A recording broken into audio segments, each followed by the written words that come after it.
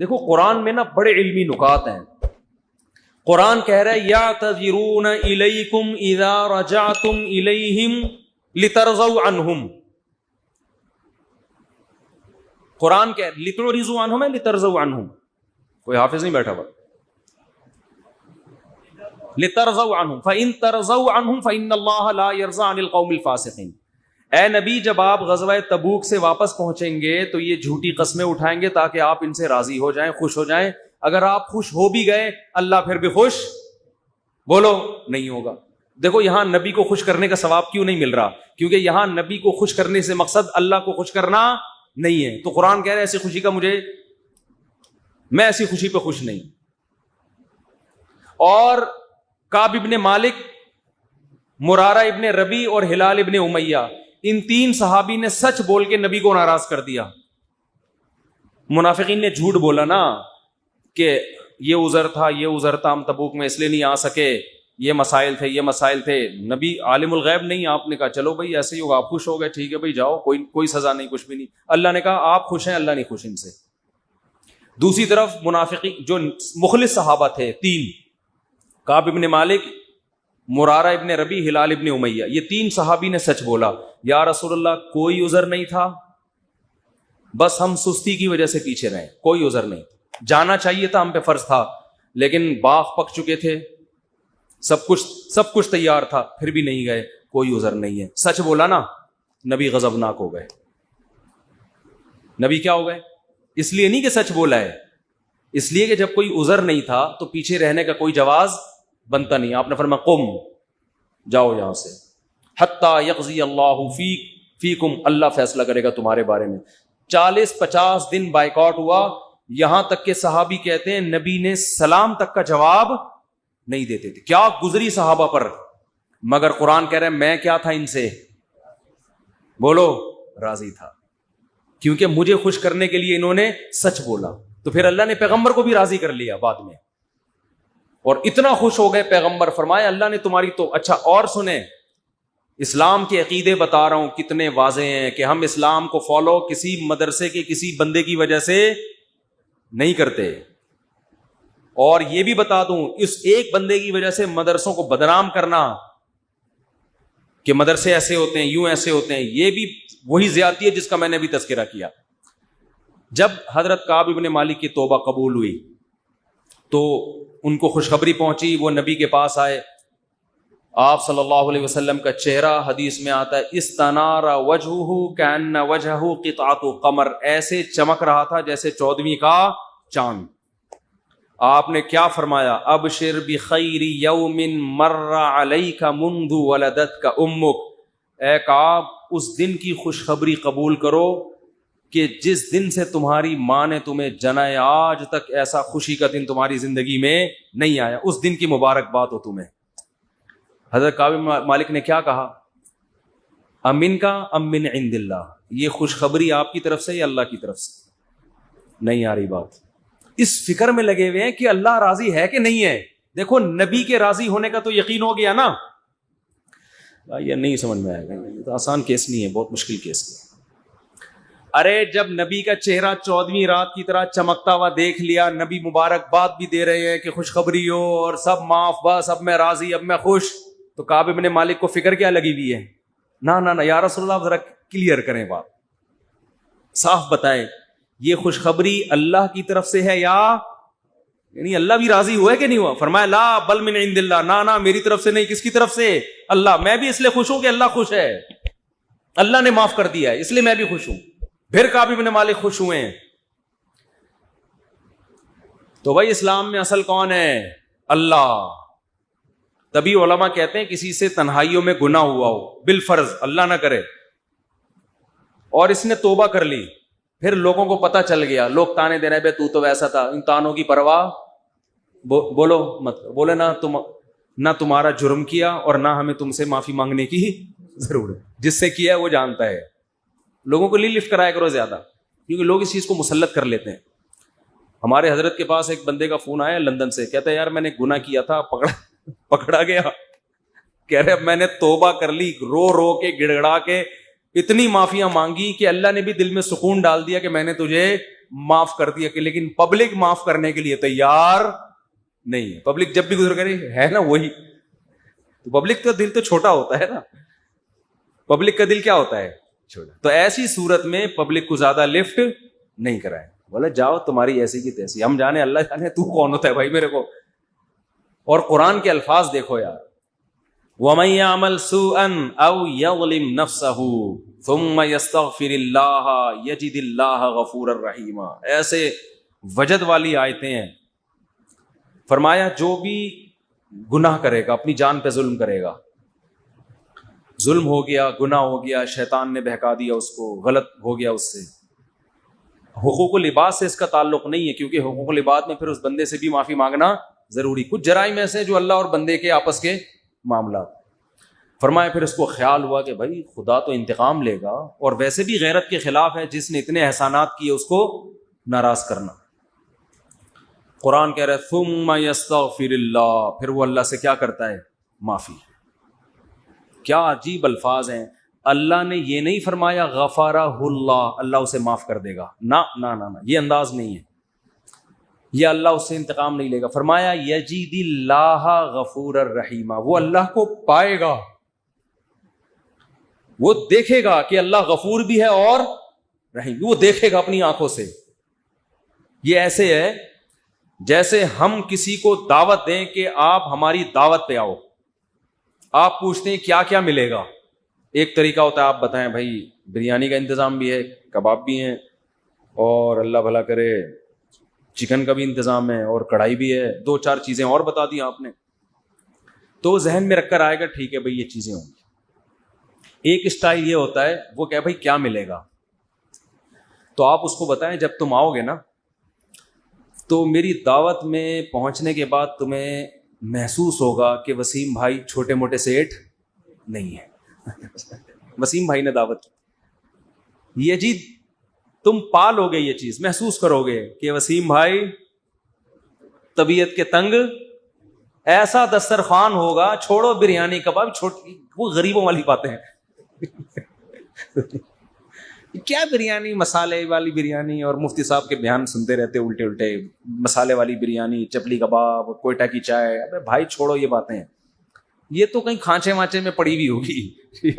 یجید تم پاؤ گے,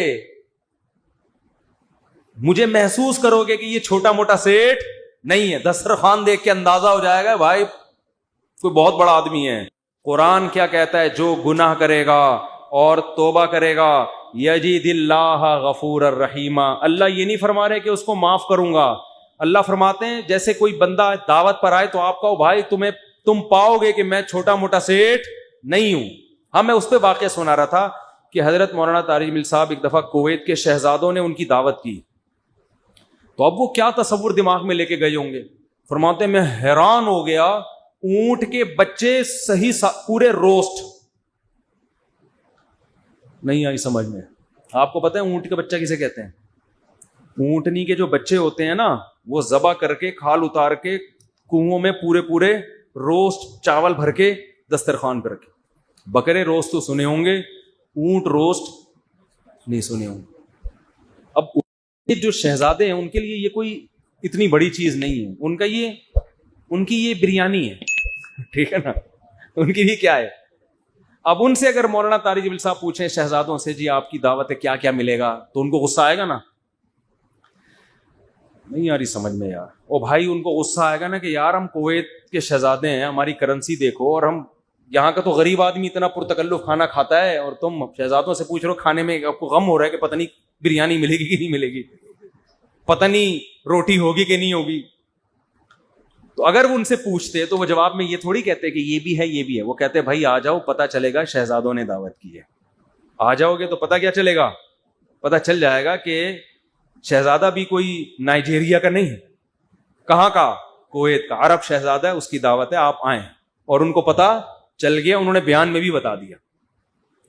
تو اللہ کا انداز یہی ہے, فرمایا تم سے کتنا بڑا جرم ہو جائے, کتنا بڑا جرم, یہاں تک کہ نبی نے فرمایا کہ اللہ فرماتے ہیں یا عبادی لو بلغت ذنوبک عنان السماء, تم نے گناہ کرتے کرتے کرتے کرتے زمین آسمان کے خلا کو بھر دیا, اتنے گناہ ہو گئے.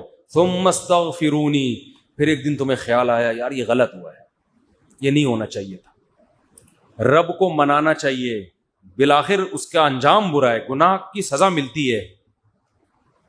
تو آپ نے ہاتھ اٹھا کے اللہ سے معافی, کسی اور کے در پہ نہیں گئے, کسی کی پرواہ بھی نہ کرو کون کیا کہہ رہا ہے, اللہ سے معافی مانگی. تو حدیث کے الفاظ کیا ہیں, قرآن کے الفاظ بھی عجیب ہے جو میں نے بتائے. قرآن کے الفاظ کے اللہ فرماتے ہیں معاف کرنا, تو یہ تو ہلکی بات ہے نا, معاف کروں گا تو مطلب یہ کہ یہ بریانی ملے گی, کوفتے ملیں گے, سالن, یہ تو ہم نے بتا دیا نا. اللہ فرماتے ہیں توبہ کر کے دیکھ, تو اللہ کو غفور اور رحیم پائے. غافر نہیں, راحم نہیں, غفور مبالغہ ہے. تو اللہ کو محسوس کرے گا کہ تیرا رب چھوٹا موٹا معاف کرنے والا نہیں ہے. رحیم کا مطلب بہت رحم کرنے والا ہے. اور اللہ یہ تجھے دکھائے گا, دکھائے گا کا مطلب کیا ہے, تیرے دل میں سکون پیدا ہو جائے گا کہ میرے رب نے مجھے معاف کر دیا. یہ توبہ کا پہلا انعام ملتا ہے دنیا میں, معاف بھی کرے گا اور اطمینان بھی دلا دے گا, معاف کر دیا. تعلق, وہ اطمینان کی علامت کیا ہے, اللہ سے جو تعلق ٹوٹا ہوا تھا وہ آپ کو جڑا ہوا محسوس ہوگا.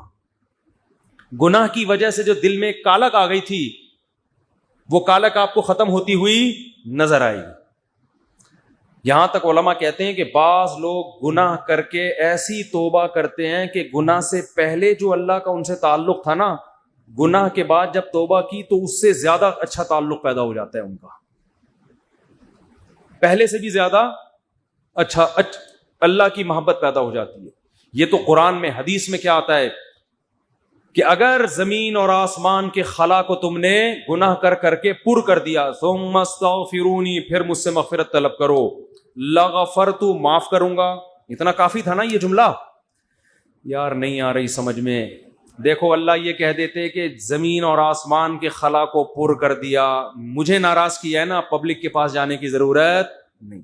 عیسائیوں میں پادریوں کے پاس جا کے معاف کرواتے ہیں, اتنے پیسے لے لو معاف کر دو. اللہ کہتے ہیں پادری کا کیا بگاڑا ہے تم نے, ناراض مجھے کیا ہے, نماز چھوڑی ہے مجھے ناراض کیا, زنا کیا مجھے ناراض کیا, انٹرنیٹ پر فحش فلمیں دیکھی مجھے ناراض کیا, یہ جو ہو رہے ہیں گناہ آج کل, کچھ بھی کیا مجھے ناراض کیا نا, آؤ میرے سامنے گڑ گڑاؤ. تو اللہ کیا کہتے ہیں, زمین اور آسمان کے خلا کو پر کر دیا, پھر مجھ سے معافی مانگو گے معاف کروں گا. کافی ہے نا, بس کر دیا معاف. آگے اللہ ایک اور جملہ بناتے ہیں, لا ابالی, کسی کی پرواہ. بولو, اردو میں لفظ سمجھتے ہیں بڑا لا ابالی قسم کا آدمی ہے, سنا یہ لفظ, ہاں بولنے میں کچھ ٹیکس لگتا ہے. لا ابالی کہتے ہیں نا, یہ عربی کے لفظ سے آیا لا ابالی. لا کا مطلب نہیں, ابالی کا مطلب پرواہ نہیں کرتا میں کسی کی. جیسے جو آدمی کسی کی پرواہ نہیں کرے بڑا لا ابالی سا آدمی ہے. تو اللہ کیا کہتے ہیں, لا ابالی, معاف کروں گا کسی کی پرواہ نہیں. کیا مطلب, یہ جملہ لگانے کی کیا ضرورت تھی؟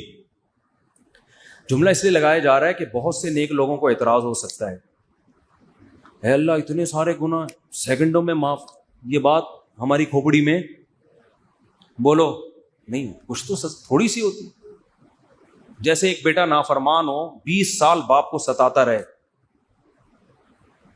اب باپ کو زندگی بھر ستایا اس نے, باپ نے کہا ایسی کی تیسی ہے, ابھی دیکھتا ہوں میں جائیداد سے آپ کر دوں گا, میں یہ کر دوں گا. باپ بوڑھا ہو گیا, مرنے لگا ہے بھائی, اب جائیداد کی تقسیم کا وقت آ رہا ہے, اور اب یہ گیا, اس کو پتا ہے کہ اب تو سارا معاملہ خراب, زندگی بھر ستاتا رہا. آخر میں آ کے ابا سے کہتے ہیں ابا I am very very sorry. ابا کہتے ہیں چل جا معاف کیا. دوسرے بیٹوں کو آئے گا نا غصہ, ہے بھائی ابا یہ کیا, یہ تو آپ کے رحم دل ہونے سے ناجائز فائدہ اٹھا رہا ہے بھائی, ابھی آپ کے جانے کا وقت ہے اور یہ آگے سوری کر کے چلا گیا. تو ابا اگر ابا ہوں گے تو آپ دوسرے بچوں کو کیا بولیں گے, باپ تم ہو یا میں ہوں؟ کیا خیال ہے, باپ تم ہو یا ٹھیک ہے تمہارا مشورہ ہے میں نے سوچ لیا. باپ بہرحال کون ہے, میں, میری مرضی, میری جائیداد ہے, میری میراث ہے, میں کسی کو بھی نہ دوں, میں صدقہ کر دوں, جاؤ. لیکن انسان کا اتنا ظرف ہوتا نہیں ہے. اب اللہ پر تو موت واقع نہیں ہوگی, لیکن انسان پر تو موت واقع ہوتی ہے, اور موت کے بعد رحمت کے چانسز ختم, توبہ کے دروازے بند. ساری زندگی گناہ کرتا کرتا اب موت سے پہلے اللہ سے کیا کہہ دیتا ہے, آئی ایم سوری، معاف کر دے. تو اللہ کہتے ہیں کہ میں معاف کر کے آگے پہلے ہی بتا دیا کہ کسی کو اعتراض کرنے کا حق. اللہ کو پتا ہے بہت سارے لوگ آئیں گے یا اللہ یہ کیا ہے بھائی، یہ کیا اتنے سارے گناہ ہو رہے ہیں اور اس نے معافی اور 1 سیکنڈ میں معاف. یہ تو تیری حکمت کے خلاف ہے، یہ تو مصلحت کے خلاف ہے، یہ تو یوں ہے، یہ تو ناانصافی ہے. اللہ کہتے ہیں بولنے دو، مجھے پرواہ، بولو نا. نہیں ہے، تم نے تھوڑی جہنم بنائی ہے، میں نے بنائی ہے. نافرمانی اس نے میری کی، معاف کرنے کی طاقت مجھے ہے، تو میں جس کو چاہوں معاف کروں. تمہیں کیا تکلیف ہو رہی ہے؟ تم اپنی بات کرو مجھ سے کہ تمہیں کسی جرم کے بغیر میں سزا تھوڑی دے رہا ہوں. یہ جو الفاظ ہیں نا، لا ابالی، یہ بڑے زبردست الفاظ ہیں. مجھے اس پر اکثر ایک چٹکلا یاد آتا ہے، وہ میں ہر بیان میں جب بھی اس حدیث کی تفسیر کرتا ہوں وہ سناتا ہوں کہ اس کی مثال کیسے ہے. اس کی مثال ایسے ہے، یہ جن لوگ پہلے سے بیان سن رہے ہیں انہوں نے یہ واقعہ سنا ہے. نئے لوگ بھی آ جاتے ہیں نا، پرانے والے اصل میں اعتراض کرتے ہیں یار وہ گھسے پٹے قصے بار بار سنا کے نا تھک گئے ہم. تو بھائی آپ کے لیے گھسے پٹے، نئے لوگوں کے لیے کوئی مارکیٹ میں نیا آئے گا تو بتائیں گے ہم، اب آ ہی نہیں رہا. تو وہ ایک اونٹ، ایک بیل اور ایک دمبا، یہ بس واقعہ سنا کے بیان ختم کرتا ہوں، کچھ چند سوالات کے جواب دینے. اونٹ، بیل اور دمبا یہ کہیں جنگل میں سفر کے لیے نکلے، کھانا ختم، ایک گٹھری نظر آئی گھاس کی. اب تینوں میں پھڈا ہو گیا. اونٹ کہہ رہا ہے میں کھاؤں گا، بیل کہہ رہا ہے میں کھاؤں گا، دمبا کہہ رہا ہے میں کھاؤں گا. اونٹ نے کہا دیکھو میں تمہارا بزرگ ہوں، ہم تینوں ایک معیار بنا لیتے ہیں، جو اس معیار پہ پورا اترے گا وہ کھانا وہ کھائے گا. یہ پیشکش کس نے کی؟ اونٹ نے. اس نے کہا میں قبیلے کا بڑا ہوں، دیکھو تو اب میں جو سجیشن دوں گا اس پر عمل کرو. تو ہم تینوں میں سے جو اپنا سب سے پرانا ہونا ثابت کر دے گا کہ جو دنیا میں سب سے پہلے آیا ہے وہ اس گٹھری کا مستحق ہے. اونٹ کا خیال تھا میں ہی ہوں. بزرگ ہے، لوگوں نے کہا چلو جی بزرگوں کا احترام اسلام میں ٹھیک ہے واجب ہے. دمبے نے کہا ٹھیک ہے بھائی میں اپنا ثابت کرتا ہوں میں بہت پرانا ہوں. انہوں نے کہا کتنا پرانا؟ انہوں نے کہا دیکھو ابراہیم علیہ السلام نے بچہ ذبح کیا، نہیں ہوا تو دمبا آ گیا. یہ روایت صحیح نہیں ہے لیکن چلو فرض کر لیتے ہیں دمبا آ گیا. اس کا مطلب میں 4000 سال سے ہوں، ابراہیم علیہ السلام کے دور میں بھی میں تھا. اونٹ چکرا گیا، اس نے بولا یہ تو پہلی گیند پہ ہی آؤٹ ہو رہا ہوں میں. تو بیل نے بولا کہ آدم علیہ السلام جب زمین پہ آئے تھے زمینداری کے لیے ٹریکٹر ایجاد نہیں ہوئے تھے، تو کچھ تو اگایا ہوگا نا. تو کھیتی باڑی کس سے کی تھی انہوں نے؟ بیل سے. اس کا مطلب میں کب سے ہوں؟ دمبا تو آؤٹ ہو گیا نا. اونٹ پریشان کہ کمبخت اس سے پہلے تو تاریخ لکھی نہیں گئی ہے، اس سے پہلے تو تاریخ لکھی اور سجیشن بھی میری تھی. اونٹ ٹینشن میں آیا، اس نے کیا کیا، وہ گھاس کی گٹھری اٹھا کے اپنے کوہان پہ رکھی. تو دمبے نے بولا بھائی میں تو بہت پرانا ہوں. اس نے بولا مانتا ہوں، میں نے کب کہا؟ آپ بہت پرانے ہیں، میں آپ کے بعد آیا ہوں. بیل نے کہا میں تو اس سے بھی پرانا ہوں. اس نے کہا میں نے بولا کہ آپ پرانے نہیں ہیں. تو بھائی یہ پھر ہمیں دو. اس نے کہا دم ہے تو لے لو. اس نے کہا ہمت ہے تو اٹھا لو. اونٹ کے کوہان سے کون اٹھائے گا؟ چلو دفعہ یہاں سے تمہاری ایسی کی تیسی. سجیشن بھی خود ہی دی. بولا جس میں دم ہے لے لے بھائی. چلو اس کو کہتے ہیں لا ابالی. نہیں آئی بات سمجھ میں؟ اللہ ایسا نہیں کرتا کہ وہ اپنی تجویز کے خلاف چلے. یہ تو میں نے صرف ایک واقعہ سمجھانے کے لیے کہ بھائی اللہ کے سامنے کون لڑ سکتا ہے، اللہ کے سامنے کون دلائل دے سکتا ہے کہ اللہ وہ اتنے سارے گناہ کیے تو 2 منٹ میں معاف کر رہا ہے. اللہ کہتے ہیں جو جس نے دلائل کے انبار لگانے ہیں نا پہلے لگا کے رکھے، کتابوں میں لکھے، پورے رسالے لکھ دے. میری نظر میں اس کی کوئی ویلیو نہیں ہے کیونکہ خدا میں ہوں تم نہیں ہو. نافرمانی میری کی ہے، تمہاری تمہیں کیوں تکلیف ہو رہی ہے؟ یغفر لمن یشاء ویعذب من یشاء. جس کو چاہوں گا معاف کروں گا، جس کو چاہوں گا عذاب دوں گا. یہ اللہ نے اپنے ہاتھ میں رکھا ہے تاکہ جب کوئی گناہ کرے تو گڑ گڑائے کس کے سامنے؟ اللہ کے سامنے. ہمیں پتا ہے کہ اللہ کے سوا معاف کرنے والا کوئی بھی نہیں ہے. معافی کا اختیار اللہ کے ہاتھ میں، سزا کا اختیار اللہ کے ہاتھ میں.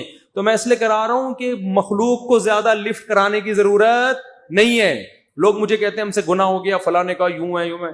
میں کہتا ہوں بھائی تو بولے تو کون ہوتا ہے؟ تو میرا باپ ہے، تو میرا ماموں ہے، تو کیوں پوچھ رہا ہے؟ میں جانوں اللہ جانے، تیرا کیا مسئلہ ہے بھائی؟ اور یہ بات سے بات چل پڑی ہے. شادی کے بعد عورتوں میں یہ بہت بڑا مرض ہے, اپنے پرانے قصے, پرانی غلطیاں میاؤں کے سامنے ظاہر کر دیتی ہیں ان کو اعتماد میں لینے کے لیے. جتنے اللہ نہ کرے, بعض خواتین کے ساتھ ہمیشہ نہیں ہوتا, ستار بھائی وسیم, ستار کو چھوڑو یار, نیک آدمی ہے, کوئی بھی چکر ان کے چلے ہوتے ہیں تو وہ اپنے شوہر کو اعتماد میں لینے کے لیے کہ میں آپ سے اپنے, دیکھیے آج میں آپ سے اپنے دل کی کچھ باتیں شیئر کرنا چاہتی ہوں دل کی کچھ باتیں شیئر کرنا چاہتی ہوں. کیا شیئر کرنا چاہتی ہیں جی؟ دیکھیے اب ہم دونوں ایک دوسرے کے شریک حیات ہیں, میں نہیں چاہتی کچھ آپ سے چھپا رہے. آپ سے پہلے میری ایک جگہ اور بھی شادی ہو چکی ہے, چھپ کے ہوا تھا نکاح, یہ ہو رہا ہے, پھر وہاں بھی ہوئی تھی, یہ بھی ہوا, پھر اس سے چکر چلا, لیکن میں نے توبہ کر لی تھی. اور تم اس کو کیوں بتا رہی ہو؟ تم تو چھوڑو, وہ انسان ہے بھائی, وہ اس کے دل میں بدگمانی ایک بال آ گیا, قیامت تک وہ بال نہیں نکلے گا. چھوڑو تمہارا ماضی کیا گزرا, اس کو بولو بھائی میں بہت نیک گھرانے میں پیدا ہوئی ہوں, بہت نیک ہوں, اسی طرح قبول ہو, ٹھیک ہے. نہیں تو میاں تفتیش کر رہے ہوتے ہیں گھس گھس کے, موبائل میں تفتیش کر رہے ہوتے ہیں گھس گھس کے, تو یہ کس نے اجازت دی آپ کو تفتیش کرنے کی بھائی؟ اسی طرح عورت شوہر سے بھی نہ پوچھے پرانے, وہ بھی مکھنچو بیٹھ کے اپنے پرانے قصے سنا رہا ہوتا ہے, اس کو بھی اعتماد کیا ہو جاتا ہے. جو اللہ نے جس گناہ پہ پردہ ڈالا, آپ خود اگر اس کو ظاہر کر رہے ہو تو آپ سے بڑا بے وقوف دنیا میں کوئی بھی نہیں. ایک عورت نے مجھے بتایا کہ میرے شوہر کو مجھ پہ شک ہوا, اس نے ماضی شادی سے پہلے, دیکھو شادی کے بعد کی بات ہے, شادی سے پہلے کیا ہوتا رہا چھوڑو اس کو, ٹٹولا بالآخر میں نے اگل دیا جی میرا کسی سے غلط تعلق تھا, میں نے توبہ کر لی. کہہ رہے جب بھی پھڈا ہوتا ہے کہتے تم ہو تو وہی نا. میں نے کہا غلطی آپ کی ہے, کیوں بتا رہی ہو بھائی؟ وہ 100 دفعہ بھی پوچھ رہے آپ کیوں بتا رہے ہو, کیوں بتا رہے ہو آپ اس کو؟ تو ہمارا تعلق کس سے ہونا چاہیے؟ ہم اللہ کے بندے ہیں, جرم اللہ کا, تو توبہ بھی کس سے؟ اللہ کی. اور ایک اور بات سے بات نکلتی ہے, بعض خواتین کے ساتھ کوئی ایسا واقعہ ہو چکا ہوتا ہے کہ وہ کنواری نہیں رہتی, بعض دفعہ کوئی مسئلہ ہوتا ہے ان کے ساتھ, یا بعض دفعہ کوئی برائی ہو چکی ہوتی ہے جس سے وہ توبہ کر چکی ہوتی ہیں, وہ شادی کرتے ہوئے ڈر رہی ہوتی ہیں, تو وہ ڈر رہی ہوتی ہیں کہ شوہر کو پتہ چلے گا, وہ کہے گا یہ تو کنواری نہیں ہے. تو وہ جب میں فون اٹھاتا تھا نا اس طرح کے مشورے بھی کہ ہم کیا شوہر کو بتا دیں, تو یہ حماقت نہیں کرنا بھائی. یہ تو کسی بھی طرح سے زائل ہو سکتا ہے, کسی بیماری سے بھی ہو سکتا ہے پردہ زائل, اور بھی 10 بعضوں کے پیدائشی نہیں ہوتا. تو ایسے موقع پہ جھوٹ بولنا بھی جائز ہے. نہیں آ رہی بات؟ عورت کے لیے جائز ہے کہ وہ شوہر سے بولو نا, جھوٹ بول دے, وہ یہ نہ بتائے کہ میں نے بدکاری کی ہے پھر توبہ کر لی ہے, یہ اتنی تفصیل میں جانے کی ضرورت نہیں ہے. وہ بول دے بھائی یہ پیدائشی نہیں ہے, یہ جھوٹ ہے. لیکن کیوں؟ وجہ اس کی ہے کہ اس کمبخت کو یہ تفتیش کی اجازت نہیں ہے کہ وہ پوچھے آپ سے. جو ماضی کے قصے ہیں وہ کیا ہیں؟ وہ ختم, وہ پرانے ہیں. تو جو ٹوہ میں لگتا ہے نا, ٹوہ میں گھستا ہے ایک دوسرے کی ٹوہ میں, اللہ اس کو کیا کرتے ہیں؟ رسوا کرتے ہیں. تو گناہ ہو جائے کس سے تعلق؟ اللہ سے. ہم عیسائی تھوڑی ہیں کہ پادریوں سے جا کے یا پنڈتوں سے جا کے اپنے گناہ شیئر کر رہے ہوں. مجھے بھی لوگ آ کے بتاتے ہیں, میں کہتا ہوں یار مجھے نہیں بتاؤ کیا ہوا ہے, میں بھی انسان ہوں. ہاں ایک صورت میں آپ بتائیں, جیسے کوئی مریض ڈاکٹر کو اپنی بیماری بتا رہا ہوتا ہے علاج کے لیے, تو کسی بزرگ سے, کسی عالم سے آپ کا تعلق ہے, آپ سمجھتے ہیں کہ اس سے میں مشورہ لے سکتا ہوں, اور مشورہ اس وقت تک نہیں لے سکتا جب تک میں اس کو اپنا پورا مرض بتاؤں نہیں کہ میرے اندر کیا گناہ ہے جو میں چھوڑنا چاہتا ہوں مگر مجھ سے چھوٹتا نہیں. ایسی صورت میں پھر مجبوری ہے بتانے کی تاکہ وہ اس کا کوئی علاج بتائے آپ. تو اس کا خیال کرنا چاہیے. یہ اللہ کا دین کتنا زبردست ہے, اللہ نے ہمیں بتا دیا گناہ سے بچنا کیسے, ہو جائے تو کرنا کیا ہے. تو ہمارا رب ہے غفور الرحیم, جب توبہ کرو گے اللہ کہتے ہیں میں بتا دوں گا کہ میں, لوگ معاف نہیں کرتے مگر میں معاف